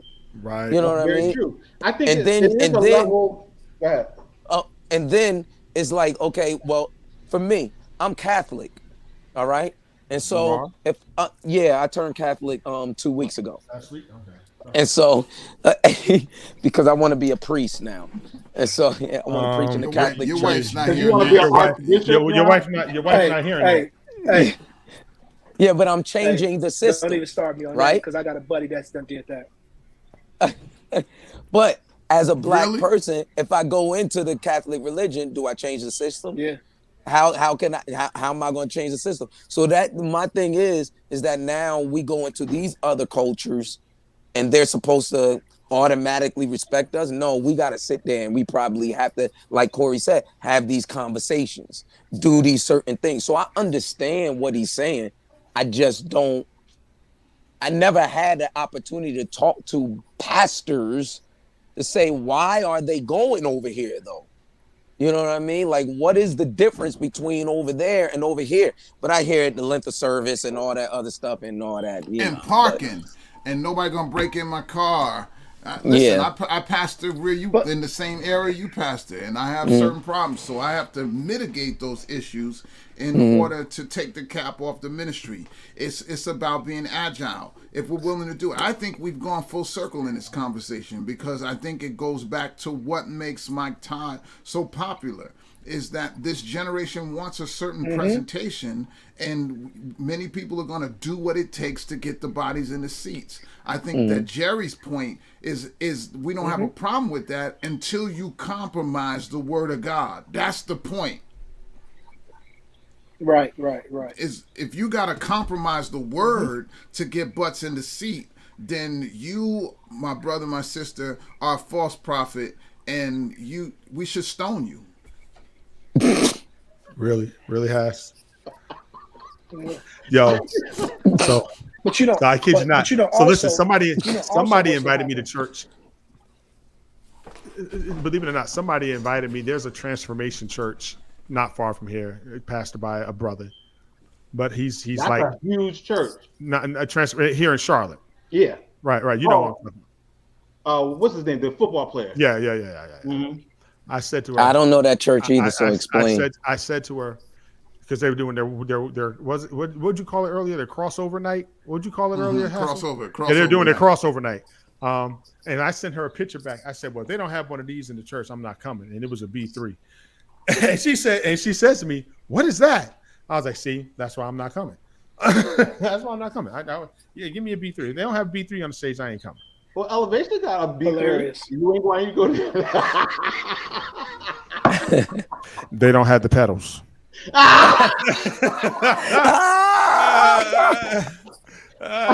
Hilarious. But look what Richardson wrote, Dante. Yeah, I see. I'm gonna put it up here. Man, I think underneath all the bells and whistles, the bottom line is we have lost the trust of our own communities. Ooh, that's Okay, true. so I got to show you this, and this is one of my associate ministers at my church posted. I don't know if can't it's see still it. up there. You can't Just see read it. Oh, I went to the. No, you got to see what it is. It's Todd, his apology, and she says, "When you're man enough to apologize." And see, that's what stock irritates went up. me is His because stock went up. Well, Yes. I told Stock you it went was up. gonna go up. yes, I told you that. and that's Regardless. what irritates Everything. me. is So hold on. She said everything doesn't have to be about yelling and screaming. Some churches are seeing less bodies because the leader is doing the most and the message gets lost. We just had a nigga spit on somebody and he just gained another million followers. So cut it out. All right. All black preachers don't yell and scream. I mean, come on, cut it out. And the bottom line is, but this joker just literally spit a loogie on his brother's face, and now he got another million followers, and he's smiling. You know why he's smiling? because everybody talking about him today. Correct. But it goes back to what Hassel And said his too. stock, After, his stock and his money just went up. Yeah, it goes back to what Hassel said off of Danielle's comment, and that's our cousin. I wasn't trying to put her all out there on Front Street. Like Well, no, it goes back to what he said, preference. So if you don't like screaming, then you go to a different church. You don't like hollering or hooping, you go to a different church. And if you just like talking, like Joel Osteen, a little joke here and all that other stuff, then you go there. So yes, it's about preference, and we get that. But my focus was asking, why are we losing? Why are we? Is there something that the black church isn't doing? Well, let me ask this. What have we changed from what we learned from 30, 40, 50 years ago? Are we still running our services the same? Are the services, are they programmed the same? No, You not know, mine. I yeah, Can changed I you speak mine. on got that? you Can I come speak on in, praise the Lord, everybody. You have praise and worship come up, and then you have the pastor come up, give remarks, and then he goes into his offertory appeal, and then you have the praise team come back and sing one song, and then the pastor goes in to preach, and then he dismisses because he forgets to have an altar call, because altar calls aren't really in they're not the rage any longer, or they're not the end thing to do any longer. In some churches, not my brother's churches, not my cousin's church up there, because they still have their altar calls. But what growth Can I, has come in the black church of the last can I 4 years? Go ahead, Jerry. okay, can I speak on that? Here's what I see is that, and I always say this, is that we become entertainment. Whatever fix our emotions, we gravitate to. That's why you don't see churches talk about hell, living right, because it's not popular. You start getting these feel-good services like the Tods, the Joel Osteens, all Jerry these old big school. Jerry old preachers, school. He because talking about sanctification, living right. hey man, What that mean? I'm Church of God in Jerry Christ. old school. I'm Church of God in bring- Christ. So yeah, Church of God I'm in Church of Christ. God in The Christ. one I you mean, can't so- join, you gotta be bone in it. Hysterical. exactly. So it's Fade the black. it's funny. Right. Because I could talk about that. Never mind. I'm just saying, Dante, and we grew up Kojic. You got 3 people that grew up Kojic on here. So you got Corey, Four, Dante, y'all. Jerry and you. And Jerry too. and Jerry. Oh yeah, me. I forgot me. Got all of us that grew up Kojic. So we know. It is what it is. But go ahead, Jerry. Don't hold your comment, Yeah. Dante. But yeah, we get caught up in the feel good message and so that's why you see a lot of people start to gravitate towards those other services, because and then we don't take accountability for us. We've been doing the same services for the same 40 years, and there's no change. And now it's at the point to where we know how to run church, but do we have true experiences with God? And that's what a lot of churches is missing, is that we having a good church service, but we're not having a God service. My cash app is $ praise the Lord. Somebody, no, I'm just Yo, he dropped the mic on that one. It's the point that I want experience with God. I'm not even trying to be Baptist no more. I just want to be. I want to be in His presence, whatever that means. Turn the lights And back. Turn the lights back on. I'm gonna tell you something. Get rid of the fog White machine. people don't join churches with black pastors. Not generally, they don't. Generally, they don't. Generally, they don't. If they do, it's only for a season. Whoa! It's Say it only for a again. season. It is the truth. They just It's don't. the truth. The people, it's the truth. It is And the so truth. I don't look for it. And if they do come, I'm just saying this, that in most cases there's something mentally unstable about them. So Rev, that goes right back. Did I say too much? That goes know right it's true. back I to hope my y'all. question, I hope y'all though. watch this here, because we are not. No, I'm joking. It is. That's a lot. But That's that a lot goes to right unpack. back to my question. Why are we leaving to go to them? Because we don't mind white leadership. They mind black leadership. wow. I said we don't mind it. We don't mind it. We don't mind being told how to live by white people. But white people mind being told how to live by black people. That And- can and be at true that for some point- people. That definitely can be true for some people. I've sat in those sessions like you did, Corey, and I'm and from a pastor, I'm a senior pastor now. The truth is that white fragility and white supremacy keeps them from joining our churches. They don't want to talk about the the spotted history, the tainted history, and the and more specifically about the white evangelical church's role in making slavery successful. Exact, and that really was the premise for what the conversation that I had yesterday. At the Right, church. and they don't want to deal with exactly. that because white guilt is what you're trying to produce, and white guilt is not something anyone wants to palate. No, that wasn't me. That was my forefathers. And then then Jim Crow became a repackaging of slavery. And then after Jim Crow comes the prison industrial complex, and the church is benefiting from all of it. And so what I'm saying is this, is that you can't, Martin said it too, you cannot deal with racism until you deal with it in the church. The most segregated hour is the 11 o'clock hour. And you can't bust people into the white church, and you're not going to bust white people into the black church. When they do it in Harlem, and I'm on a rant right now. Yeah, because they do it. Yo, they do it every Sunday. Yo, they bust the white people in, and the black people make them sit in the balcony. It ain't just Abyssinian; it's all the Black Baptists. They charge them $35 a person at the door for white people to even come in the building with those tour buses. I know churches in Harlem that do that. I know that. What? Are you serious? They pay the tour companies $35 to go to a Black Baptist church to hear the black music, and they sit them in the balcony and they let them leave after the offering. Wow. Yep, that is true. Wow. So the black people can't be racist? Sit in the balcony? Isn't that what they did to us? Right. And that's what I said yesterday. I said everybody has to take that self-evaluation. Everyone. Get me started, Rob. I'm sorry, I left church for a while, and then until I came back to a situation that was like this, like what I'm looking for. Exactly that. They're trying to break it down from the pulpit. Your church is very progressive. Your church is very progressive, and I agree with some of their progressiveness.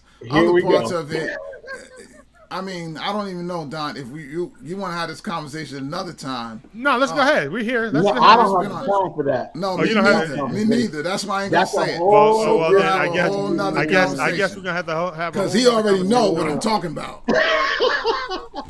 See, but I was waiting for James. I was waiting for Hassel to respond because I know I'm not crazy. No, you're not crazy. You're not crazy. That I asked. Listen.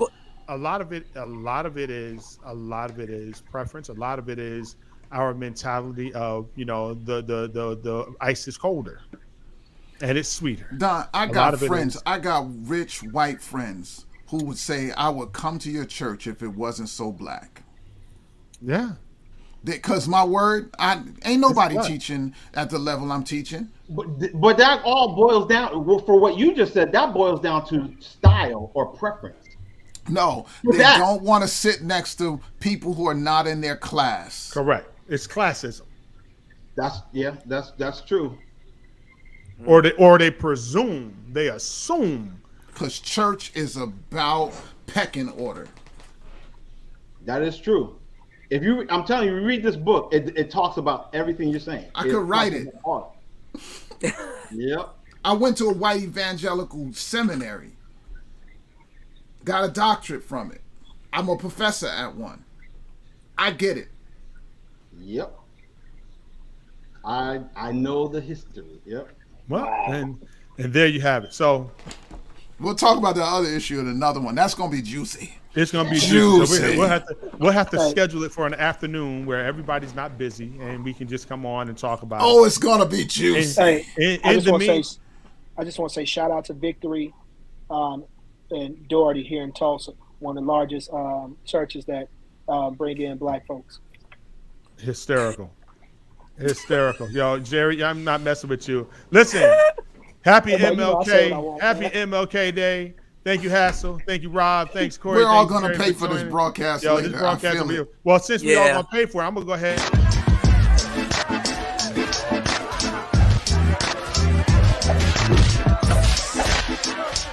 Excuse me, brothers and sisters, please. If someone could just turn off. King looked out on his people and saw they were in great need. So he did what all great leaders do. He told them the truth. Will you ignorant niggas please shut the hell up? He just said what I think he said. Is this it? This is what I got all those ass whoopings for? I had a dream once. It was a dream that little black boys and little black girls would drink from the river of prosperity, freed from the thirst of oppression. But lo and behold, some 4 decades later, what have I found but a bunch of trifling, shiftless, good-for-nothing niggers? And I know some of you don't want to hear me say that word. It's the ugliest word in the English language, but that's what I see now, niggers. And you don't want to be a nigger, because niggers are living contradictions. Niggas are full of unfulfilled ambitions. Niggas wax and wane. Niggas love to complain. Niggas love to hear themselves talk but hate to explain. Niggas love being another man's judge and jury. Niggas procrastinate until it's time to worry. Niggas love to be late. Niggas hate to hurry. Black entertainment television is the worst thing I've ever seen in my life. Usher, Michael Jackson is not a genre of music. And now I'd like to talk about soul playing. I've seen what's around the corner. I've seen what's over the horizon. And I promise you, you niggas have nothing to celebrate. And no, I won't get there with you. I'm going to Canada.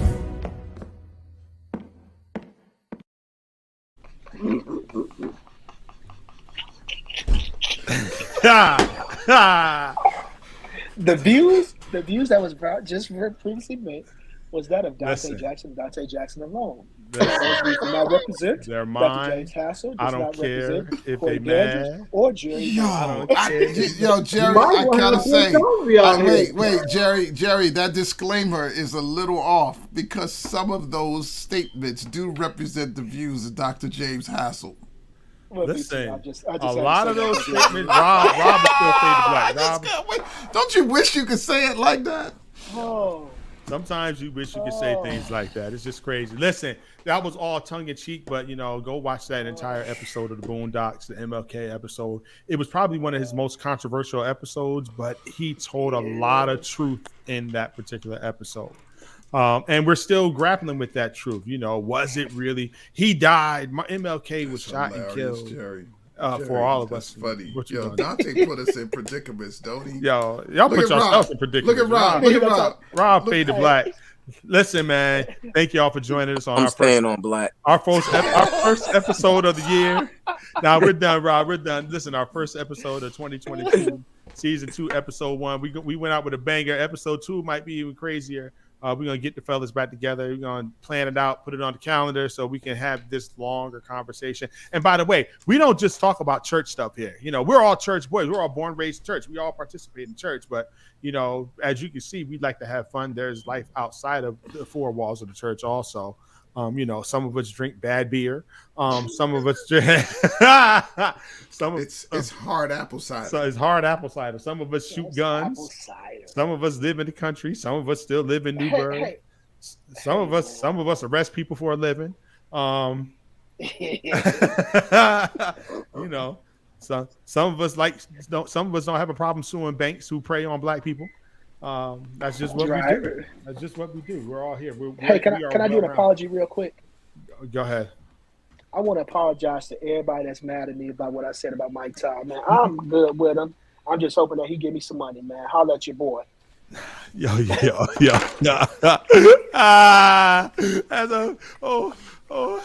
That's a whole I'm done, man. I want to apologize. Jerry seems so bothered by all of this. Hold on, don't you see the tears? Crocodile tears. Crocodile tears. Oh, So unbound, a crocodile will cry while he eats you. right. So sorry. Sure enough, will. All right, gentlemen. Hey, listen, thank you all for joining us. Listen, like, share, subscribe, YouTube, Spotify, Apple Music, our Facebook page, the Deacon Board on social media, on Facebook and on IG. Just check us out. Oh, you know what? Before we go, there's a new spot called Black Confessions also, where, we're just doing a whole lot of confessions that aren't popular amongst our people. Like I put up there, somebody got mad that I said Love Jones, the movie, is trash. Like if you go and watch Love Jones, the movie right now, you'll see how by trash. It's trash. It's trash. Greg Jordan, what's up, man? I see you down there commenting. Greg? Yes, some of us buy real estate and provide a place where others live. It's 20 years later. I mean, yeah, but it's still trash. Mary J. Blige is a horrible actress, and she's really not that great of a singer. Matter of fact, she's a horrible actress. You gonna watch your mouth now. Hey, what you're not gonna do? You're not gonna talk. What you're not gonna do is talk about Mary J. Blige on this broadcast. Oh, yes, I am. Look at her. Look, she can't dance either. You better watch your mouth. She can't dance. What are you talking about? You gonna watch Hassel. your mouth. Hassel. Can't nobody dance like Mary J. When was the last time you actually listened to an entire Mary J. Blige album? Have you actually ever a couple days ago? Because I really had to get myself grounded because I can't tell you the full reason, but it has something to do with my daughter. Okay. All right. We'll talk about that afterwards. Hey, man, hey, Greg. You see what Greg just dropped? I'm good. I'm headed to the Rams game. Mary J can say, see, I know. Listen, you know what? Just because you go into a Monday night playoff game in LA at SoFi Stadium, we don't care. We care. Right? Just we stunting. care. He's stunting with them season tickets. That's my man, though. That's my man. He's stunting with them season tickets. Let's see. What else is unpopular in Black world? No, I'm not gonna say this one because I don't need people coming after me. It was gonna be about Beyonce, but I'm gonna leave that alone. What can you say? Now you dealing with the church of Beyonce. There you go. Yeah, what you can say? Because the Beehive will get you. I ain't scared of them. You don't want that. But I ain't messing with them today, though. I got stuff I need to do. Yeah, I got stuff I need to do. So anyway, go check them out. Black Confessions on Facebook, Black Confessions on Twitter. Just put your confessions in there. It's a safe spot for people to put your confessions that aren't popular. My confession is, I think it's very unpopular, but how can I say this? I'm tired of Black gospel singers trying to be CCM. I hate CCM music. I turn the lights back on in your church.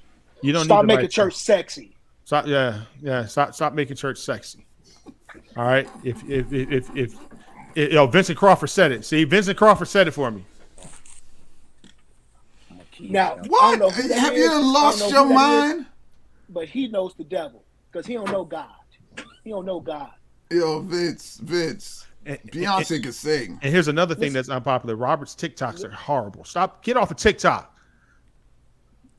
Rob, you hear? I said, get off of TikTok. He got put your ears back in so you can hear us. I heard what you said. Sometimes you just gotta ignore it. You just gotta ignore it.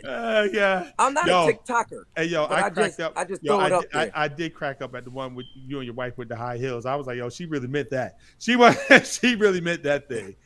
I just do it. Listen, I like to have fun. It's all fun. Yeah. Love it. Oh, and another one.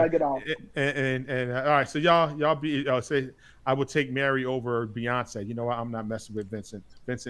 Now listen. Now Vince. Come on now. Now you went too far on that. There's no way in the world that you would take Mary J. Blige over Beyonce singing. Nah. Her range on Love on Top is amazing. It's my favorite song. Right, you tripping, yo. I feel churchy when I hear that song. I feel churchy when I hear 6 a.m. too. I mean, oh, y'all don't feel churchy when you hear that? I feel it. Corey, you don't feel churchy when you B Slade killed that, but I feel dirty. I feel like dirty church. I feel like somebody spit on me. Yeah. The views that was just mentioned was not those of Jerry Moore. Those of Dr. James Hassel and Dr. James Hassel alone. If anybody in Tulsa is watching, I didn't say anything. I'm just looking for old boy to send me a couple of dollars. For all of y'all that want to know what song we're talking about, go look up 6 in the Morning. Gordon Campbell featuring B. Slade. It's churchy. It's churchy, but you feel dirty after listening to it. I don't know if I need a shower afterwards. I mean, you gotta have to take 30 of them afterwards on that one. Brush your teeth and gargle after it with real Listerine, the old school yellow Listerine, not the new one. Oh, that one that burns. Oh my God! Your jaws, the one that burns your jaws. He said the yellow Listerine. All right. That's funny, kid. All right, fam. Y'all be easy, man. Y'all be safe out here from this Amarion. I mean, just be safe. I'm gonna need a nap after this, man. Yeah, it's been a long time. I'm actually a stressful conversation. I'm actually going back to work. I'm going back to work after this. This is stressful. Rob, I'm stressed out right now. Funny. Man, y'all be easy. Thank y'all for joining. Like, share, Spotify, Apple Music, wherever you get your podcast from. Y'all be easy. All right.